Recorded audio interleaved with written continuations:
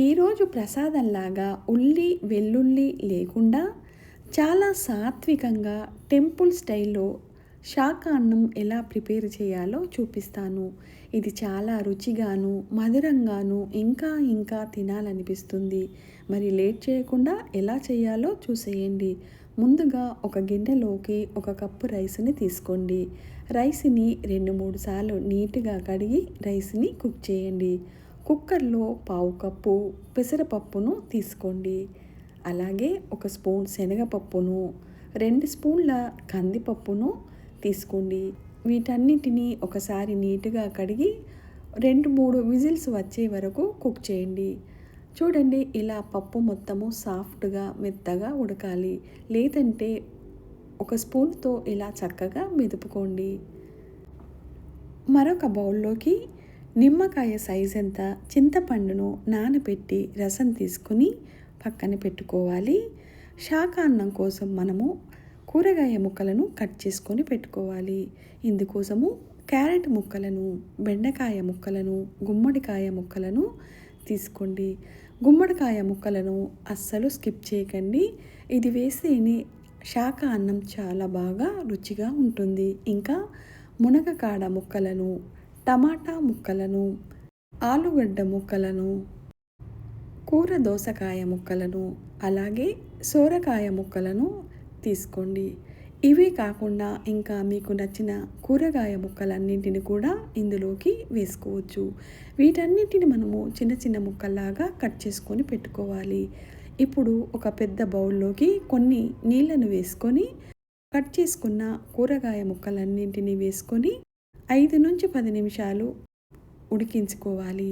ఫ్లేమ్ని సిమ్లో పెట్టి ఉడికించండి. గుమ్మడికాయ ముక్కలు చాలా త్వరగా ఉడుకుతాయి. వీటిని చివర్లో వేసుకోండి. ఇంకా వీటిలో మనము బీన్స్ని కానీ, బఠానీని కానీ, చిక్కుడుకాయలను కానీ, కాలీఫ్లవర్స్ని కానీ మనకు నచ్చిన వెజిటబుల్స్ని ఇందులో వేసుకోవచ్చు.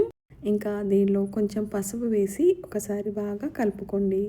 శాకాన్నంలోకి మనము మసాలాని ప్రిపేర్ చేసుకోవాలి. ఇందుకోసము ధనియాలను, మినప్పప్పును, జీలకర్రను, ఆవాలను, శనగపప్పును, మిరియాలు, యాలకులను, కొంచెం ఇంగువను తీసుకోవాలి. స్టవ్ పైన ప్యాన్ పెట్టుకొని వీటన్నింటినీ మనము దోరగా ఫ్రై చేసుకోవాలి.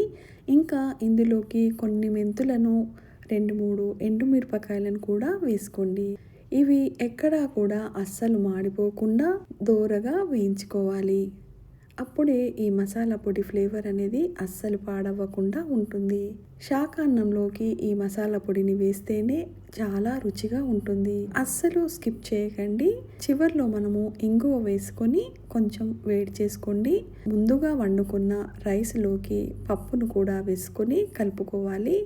ఆ తర్వాత కూరగాయ ముక్కలను కూడా వేసుకోవాలి. శాకాన్నాన్ని మనము వండేటప్పుడు అడుగులో మాడిపోతుంది. అలా మాడిపోకుండా ఉండడం కోసము మధ్య మధ్యలో కలుపుతూ ఉండండి. ఇంకా ఇందులోకి పచ్చిమిర్చిని కూడా వేసుకోండి.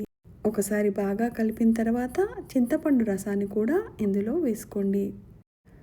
మధ్య మధ్యలో కలుపుతూ ఉండండి, లేదంటే అడుగు పట్టేస్తుంది. ఇప్పుడు ఇందులోకి నెయ్యిని వేసుకోవాలి. నెయ్యిని చాలా ఎక్కువగానే వేసుకోండి. అప్పుడే శాకాన్నం చాలా బాగుంటుంది. ఇంకా ఇందులోకి మనము మసాలా పొడిని కూడా వేసుకోవాలి. అన్నింటినీ ఒకసారి బాగా కలపండి. చివర్లో సాంబార్ పొడిని, అల్లం తురుమును వేసుకోండి. మన రుచికి సరిపడినంతగా ఉప్పును వేసుకోవాలి. అంతా ఒకసారి బాగా కలియపెట్టాలి. అంతే అండి, ఎంతో రుచిగా ఉండే శాక అన్నం రెడీ అయిపోయింది. సాత్వికంగా చేసిన ఈ శాక అన్నం ఇంట్లో చేసినా సరే చాలా రుచితో మధురంగా దేవాలయం లాంటి కామ్నెస్ని మన మనసుకు ఇస్తుంది.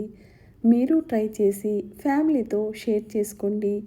ఈ వీడియోని లైక్ చేసి షేర్ చేసి సపోర్ట్ని ఇవ్వండి. మళ్ళీ ఒక మంచి వీడియోతో కలుద్దాం.